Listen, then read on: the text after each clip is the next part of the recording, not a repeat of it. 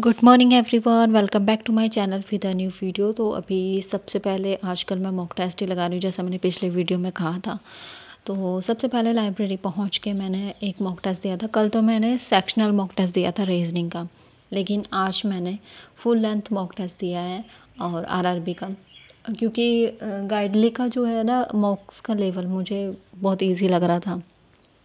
तो वो मैं कर पा रही थी, मतलब मुझे क्वेश्चंस उस लेवल के नहीं लग रहे थे, जैसे एग्ज़ाम के लेवल के नहीं लग रहे थे। मतलब मैं अपना पॉइंट ऑफ व्यू बता रही हूँ, बाकी मुझे नहीं पता, मैं अपने अकॉर्डिंग बता रही हूँ कि मुझे कैसा लग रहा था। तो इसलिए तो मैंने सोचा कि मैं काफ़ी टाइम से एक्सप्लोर कर रही थी कि मुझे टेक्स्ट बुक की परचेज़ करनी चाहिए या फिर और भी बाकी हैं जो प्लेटफॉर्म। तो फिर वैसे तो मैं प्रिपरेशन अड्डा से ही कर रही हूँ। मैंने डिसाइड किया कि क्यों ना मैं अड्डा की ही परचेज़ कर लेती हूँ, जो कि मुझे रीज़नेबल प्राइस में 3 मंथ के लिए मिल भी गया। मतलब 230 रुपये में मुझे ये टेस्ट प्राइम है वो परचेज़ किया है मैंने 230 रुपये में 3 महीने के लिए। तो पहले मैं ये सारे टेस्ट लगा लूँ, उसके बाद देखते हैं। इसमें जो है ना वो टॉपिक टेस्ट भी हैं और मतलब मुझे ये ज़्यादा परफेक्ट लगा। तो मैंने जो ये मॉक टेस्ट लगाया, इससे मुझे काफ़ी हेल्प मिली। क्वेश्चन अच्छे लेवल के थे रीजनिंग के। और क्वांट अभी मैंने सिर्फ स्पीड मैथ अटेंड किया था और डीआई की थी। अर्थमेटिक मैंने स्किप कर दिया था, क्योंकि अभी उस लेवल की स्पीड ही नहीं बन पा रही है क्वांट में। और तो ये दिक्कत हो रही है। और सबसे बेस्ट मुझे इसका ये चीज़ लगी थी कि इसमें ना जो क्वेश्चंस के सॉल्यूशन थे, जब मैं एनालाइज कर रही थी तो वो स्टेप वाइज उन्होंने क्वेश्चंस को सॉल्व किया था।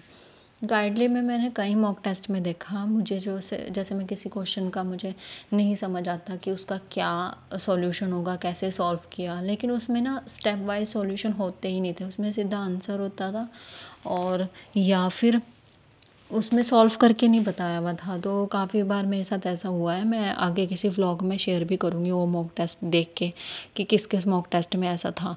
तो खैर अभी मैं इसको एनालाइज़ कर रही थी मॉक टेस्ट को कि कहाँ कहाँ मुझसे मिस्टेक हुई है। जो इसमें पज़ल्स थी ना वो अच्छे लेवल की थी, तो इसीलिए मेरा पज़ल्स में ज़्यादा टाइम लग गया था और बाकी क्वेश्चन जो है वो स्किप भी हुए हैं। तो सबसे पहले मैं पज़ल सॉल्व करती हूँ।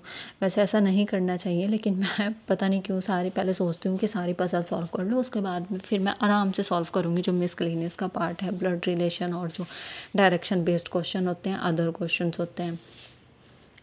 ये आदत मेरी बहुत गलत है। तो खैर कोई बात नहीं, धीरे धीरे अभी मैं मॉक टेस्ट दूंगी तो उसके अकॉर्डिंग मैं सेट करूँगी कि पहले मुझे कौन सा क्वेश्चन करना है, कौन सा नहीं करना है।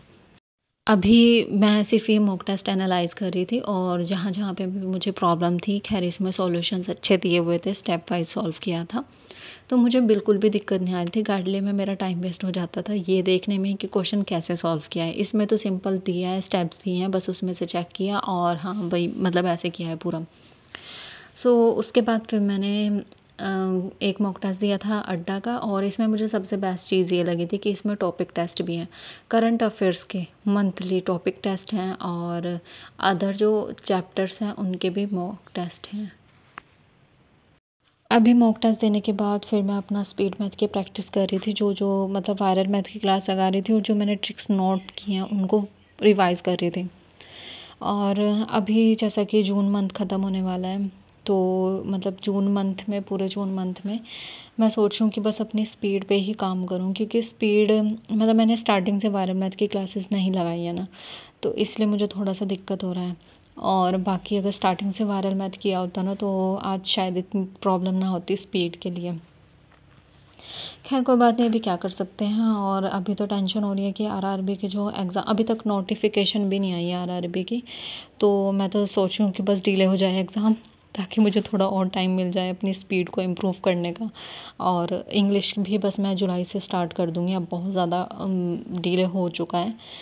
इंग्लिश, करंट अफेयर्स ये मैं जुलाई से स्टार्ट कर दूँगी और जून पे मैंने बस पूरा स्पीड पे काम करना है और मॉक टेस्ट देना है। इसके अलावा मैं कुछ नहीं कर रही हूँ, इसलिए व्लॉग के लिए भी मेरे पास कंटेंट होता नहीं है कि मैं क्या रिकॉर्ड करूँ। इसलिए मैंने डिसाइड किया, क्योंकि जब मैं मॉक टेस्ट दे रही होती हूँ ना तो फिर मेरा ध्यान कैमरे की साइड जाता है बार बार, तो वो रिकॉर्ड करती हूँ डिस्ट्रैक्शन होती है। तो इसीलिए फिर मैंने आगे से डिसाइड किया है कि कोई भी अगर मैं क्लास लगाऊंगी, कुछ भी कर रही हूँ ना, तो वो मैं रिकॉर्ड कर लूँगी और मॉक टेस्ट जब मैं कंप्लीट दे दूँगी उसके बाद मैं मार्क्स शेयर कर दिया करूँगी अपने मॉक टेस्ट के, जिससे कि मैं कंफर्ट टेबल होके आराम से अपना मॉक टेस्ट भी दे दूँ और आप सबके साथ अपने मार्क्स भी शेयर कर दूँ कि मॉक टेस्ट की क्या मेरा इम्प्रूवमेंट है और क्या चीज़ है, वो सब शेयर कर सकूँ। तो मुझे नहीं लगता आगे के व्लॉग्स जो हैं वो इतने लॉन्ग होंगे। तो या तो मैं मॉक टेस्ट के मार्क्स शेयर करूँगी या फिर मैं स्पीड पे काम कर रही होती हूँ। तो मतलब यही सभी रहेगा अभी तो। बाकी जुलाई से स्टार्ट करूँगी अभी करंट अफेयर्स के पीडीएफ्स तो मैंने डाउनलोड करके रख लिए हैं करंट अफेयर्स के। 6th मंथ के करंट अफेयर करूँगी मैं, तो बस इससे ज़्यादा मैं नहीं करने वाली। और इसके अलावा बाकी बस मेरा यही है, अभी इंग्लिश पे ज़्यादा जोर देना है क्योंकि फिर आगे आईबीपीएस के एग्ज़ाम्स भी हैं तो उनके लिए भी अपनी इंग्लिश प्रिपेयर करनी है। और इंग्लिश का तो वैसे प्रैक्टिस जितनी कर लो उतनी कम है, मेरे तो सर से ऊपर ही जा रहा है इंग्लिश। तो इसलिए अभी तो सिर्फ मेरा सारा ध्यान क्वांट पे और रीजनिंग पे है। अभी तो मैं एडिटोरियल वगैरह भी नहीं लगा रही हूँ क्योंकि क्वांट से ही फुर्सत नहीं मिल रही है।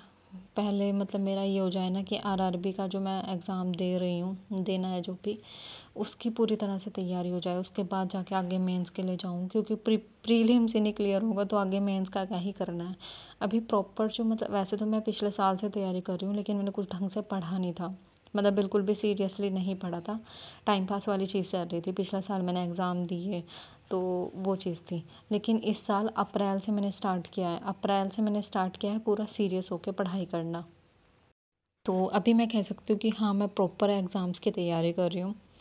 तो इसीलिए मैं इतना पीछे चल रही हूँ, वरना अगर मैं पिछले साल सीरियस होकर पढ़ती तो आज मैं इतना पीछे ना होती।